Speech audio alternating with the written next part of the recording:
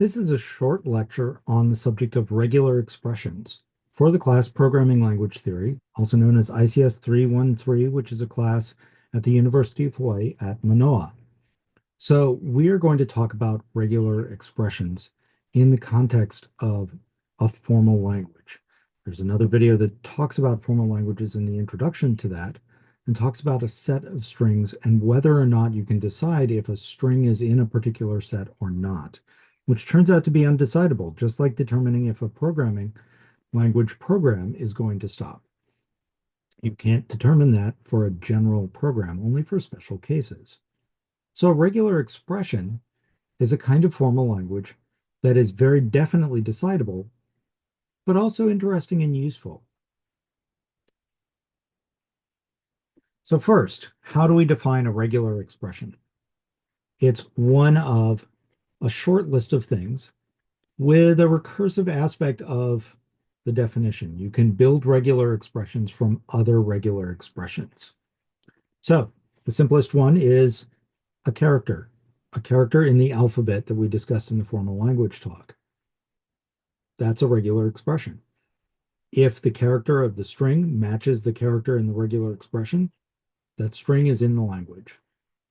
The empty string is also a regular expression. If the string is empty, it matches that regular expression, it is in the language. Kind of a base case to the recursion there. Not very useful, but it's there. But you can also build a regular expression from two other regular expressions placed one after the other.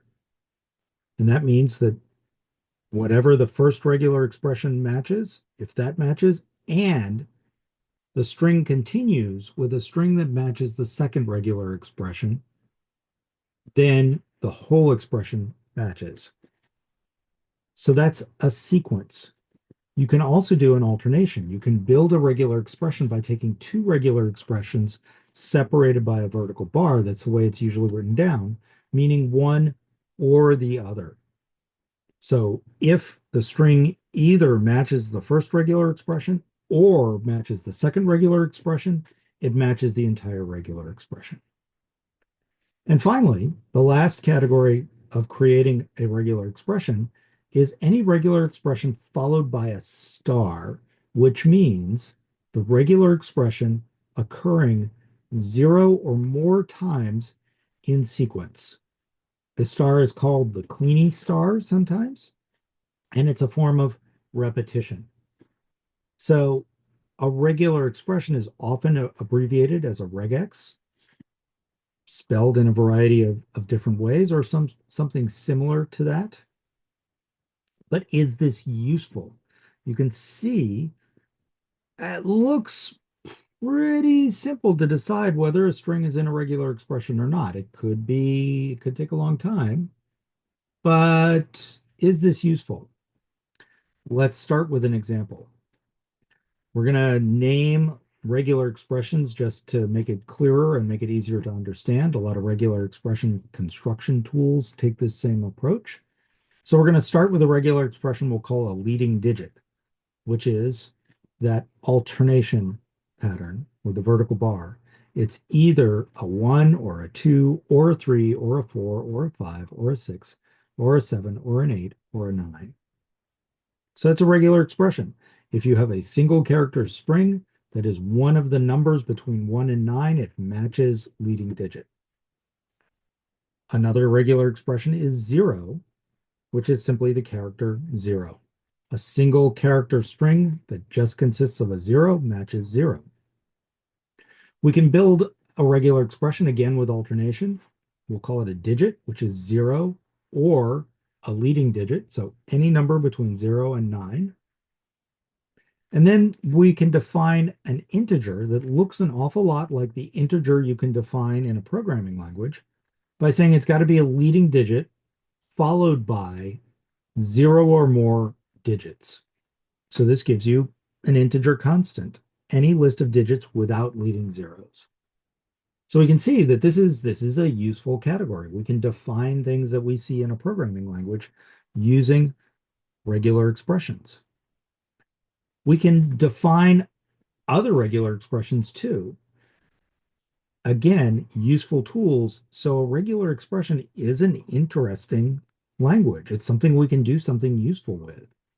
If the string matches that regular expression, it is in the language L. If it doesn't match that regular expression, it isn't in the language L. So we've got our integer example, but we could do another one with file names. We can define a regular expression for a letter, which is any letter lowercase a through lowercase z, or uppercase a through uppercase z.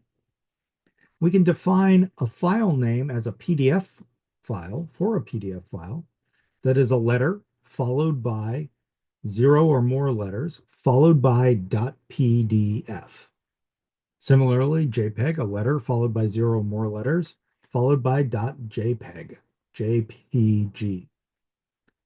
Or we could define some other file type, which is a letter followed by zero or more letters, followed by a period, followed by a letter, then another letter, then another letter. Now we've got a regular expression matching alphabetic file names with three-letter suffixes determining the file type. You've used that, you've seen that. Modern file names, of course, can be more complicated, but that's just a more complicated regular expression. So how do you actually turn this into something completely useful? Can you implement it in code? You can. You can hard code it by hand. You can write some custom code just to match a particular regular expression. This can be complex unless the regular expression is actually fairly simple. There's an assignment discussed in another video that is a subset of the constructed language LOGBAN that is simple enough that you don't actually need a more general purpose capability to be able to determine what kind of word you have. You can hand code it, but you can do it more generally for more complicated regular expressions by building a finite state automaton. Characters that you see in the string determine transitions along the edges of that FSA to new states. You have a start state in the FSA. You start from there. You try to get to an end state that represents a successful match. If you get to an end state representing a disallowed character, the string doesn't match. And so in order to do that, we're going to make a finite state automaton. We're going to turn a regular expression into functional code. We're going to do that by starting with a non-deterministic finite state automaton. That's a finite state automaton where more than one state in the automaton can be active at any one time. And usually multiple states are active at the same time. Now, it's easy to build a non-deterministic finite state automaton, an NFA, for a single character regular expression. The start state has an edge to a successful end state marked by the character in the single character regex. Any other character takes you to the fail state. It's easy to build a sequence like AB. You just take the end state for A and make that the start state for B, and then they share fail states. So you've built up sequencing. You can do the same for parallel composition. For A or B, take the two NFAs for A and for B. Create a new start state with edges that go from the new start state to the start state for A and the start state for B. Create a new end state that similarly has edges coming from the end state for A and the end state for B. Both of those, all of those new edges to those new start and end states don't have any characters, so you always can move along those edges. So when you have this A or B NFA, you go to both the start state for A and the start state for B. And then you look at the character in the string. If it's A, you move from the start state of A to the end state of A. And then you've got a connection to the end state for the entire regular expression that you can always go on. And you've successfully matched the string. Similarly, if the character in the string is B, then you can go from B to the end state for B to the end state for the entire regular expression. Now, a Kleene star is something we can still build. It's a little bit more complicated, but if you start with the NFA for A, you put in a new start state and a new end state. Connect the start state to the end state directly with, again, no label on the edge, no character on the edge. This accounts for 0 occurrences of A. Now, connect the start state to the start of A and the end of A to the end state. That gets you 1 occurrence, just seeing A once. Now connect the end of A to the start of A, the original end of A, the original start of A, and you've created a cycle, and you can go around that loop as many times as you need. Now, the trick here to all of these is that every NFA that we've made has a single start state and a single end state. And so constructing these new NFAs, we don't have to have a single character regular expression. We can take any regular expression represented as an NFA. It will have 1 start state and 1 end state. And so you treat A, the single character, as any regular expression, and you can build it up and build more and more complex NFAs to represent more and more complex regular expressions. Now, of course, a non-deterministic state, finite state automaton, it's a little tricky to keep track of all the possible states at once. So we're going to transform our NFA into a deterministic finite state automaton with only 1 state active at any one time. The way we're going to do that is actually pretty straightforward. You go through your NFA, and as you go through your NFA, create sets of possible states that can be active at the same time. Those sets are the states in your deterministic FSA with edges that are determined by what character could possibly get you to that state.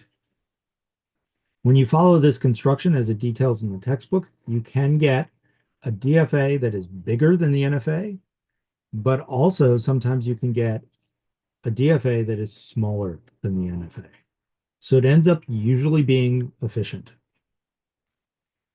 And with that, we'll hold off on discussing tokens until we discuss parsing, because this is going to make regular expressions more useful and embed them in the concept of creating parsing from these all together.